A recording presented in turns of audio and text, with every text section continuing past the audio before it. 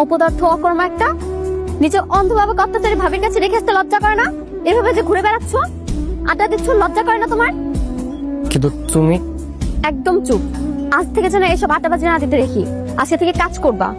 তোমার অসুস্থ বাবা কি খাচ্ছে না খাচ্ছে খোঁজ খবর নাও তুমি। তোমার কি লজ্জা হয় না? এতটুকু লজ্জা হওয়া তো উচিত তোমার। যদি আমাকে সত্যি সত্যি ভালোবেসে থাকো, আজকে থেকে কাজ করবা। কিছু তো একটা করো। আচ্ছা ঠিক আছে, আমি কাজ করব। ও বৌমা, একটা পাতলা কাঁথা থাকলে নিয়ে আইসো।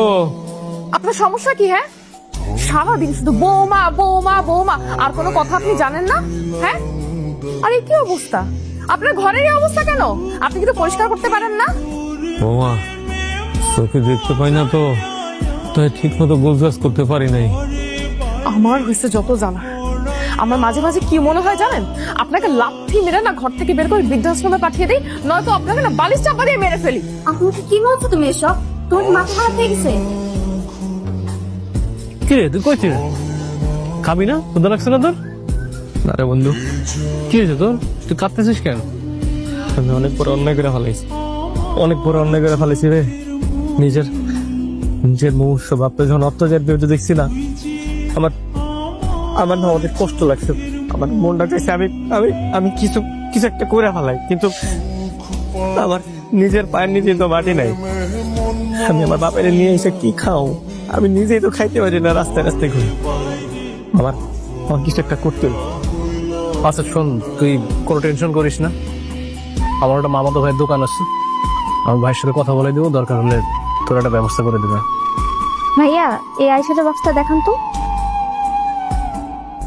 তুমি তুমি এখানে কি করো? আর এটা কার দোকান? এটা তো আমার বন্ধুর মামার দোকান, এখানে চাকরি নিলাম। আজকে থেকে তুমি আমাকে এখানে পাবা। আমি তো তোমাকে দেখে একদম অবাক হয়ে যাচ্ছি।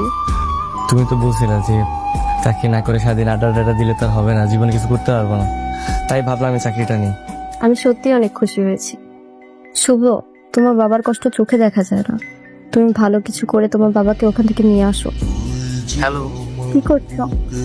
এই তো হোটেলে বসে রাতের খাবার খাচ্ছি। তুমি হোটেলে খাও? হ্যাঁ, কি করব, আমার তো আর বউ নাই, আর বাসাতে মা বাবাও নাই, যদি রান্না করে খাবে এরকম কেউ নাই। বিয়ে করে নিলেই তো পারো।